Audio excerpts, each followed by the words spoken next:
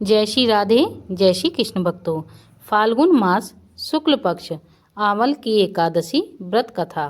मानधाता बोले, हे ब्राह्मण, हे महाभाग, जो आपकी मेरे ऊपर कृपा हो तो ऐसा व्रत कहिए जिससे मेरा कल्याण हो। वशिष्ठ जी बोले कि इस रहस्य और इतिहास सहित व्रतों में उत्तम व्रत मैं कहता हूँ जो संपूर्ण फलों को देने वाला है। हे राजन, आंवल की का व्रत बड़े पापों को नाश करने वाला और सब लोगों को मोक्ष देने वाला तथा 1000 गोदान के फल को देने वाला है। हिंसा करने वाले व्याध की जैसी मुक्ति हुई उस प्राचीन इतिहास को मैं कहता हूँ। हष्टपुष्ट मनुष्यों और ब्राह्मण क्षत्रिय शूद्रों से सुशोभित वैदिश नाम का नगर था। हे नृप शार्दूल, वहाँ सुंदर वेद ध्वनि हो रही थी। उस सुंदर नगर में कोई नास्तिक और दुराचारी नहीं था।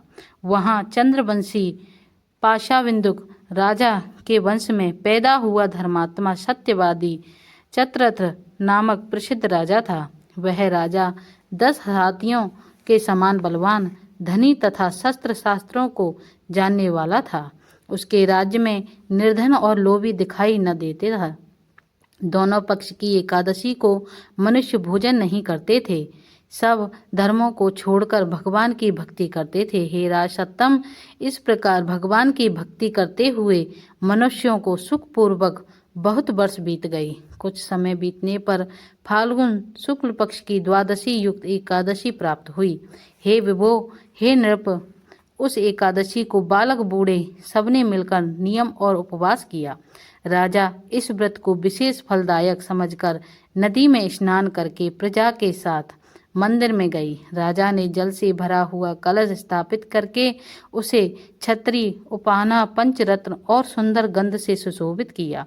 दीपमाला से युक्त परशुराम अजी के साथ ऋषियों समेत सावधानी से पूजन किया और आंवले का भी पूजन किया। हे राजधर्म, हे रेणुकानंदन, हे आंवल की छाया से युक्त भुक्ति मुक्ति को देने वाले परशुराम को नमस्कार है। धात्री ब्रह्मा से उत्पन्न है, सब पापों को नाश करने वाली आंवल की तुमको नमस्कार है। मेरे अर्घ को ग्रहण करो, तुमको नमस्कार है। उसी समय वहाँ पर एक शिकारी आया। भूख और प्यास से युक्त, पाप के भार से पीड़ित, कुटुंब के लिए जीव हिंसा करने वाला, सब धर्मों से अलग, वह आंवल की एकादशी का जागरण और दीपकों से सुशोभित उस स्थान को देखकर वहां बैठ गया। यह क्या है, ऐसा मन में सोचकर आश्चर्य करने लगा। उसने वहां रखे हुए कलश के ऊपर दामोदर भगवान का दर्शन किया। वहां आंवले का वृक्ष और दीपक से जुड़े हुए देखे और पंडितों के मुख से भगवान की कथा सुनी। सुगृहित होने पर भी एकादशी का महत्व सुना।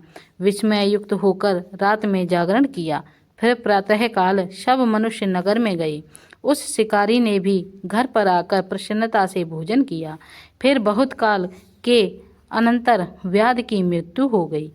एकादशी के प्रभाव से और रात के जागरण से उसे चतुरंगिनी सेना समेत बड़ा राज्य मिला। धर्मात्मा राजा ने इंद्र की तरह राज्य किया। वशिष्ठ जी बोले, हे राजन, जो श्रेष्ठ मनुष्य आंवल की एकादशी का व्रत करते हैं वे निसंदेह विष्णु लोक को जाते हैं। जो मनुष्य एक आंवल की एकादशी की कथा सुनता है, पढ़ता है, उसके समस्त पाप नष्ट हो जाते हैं।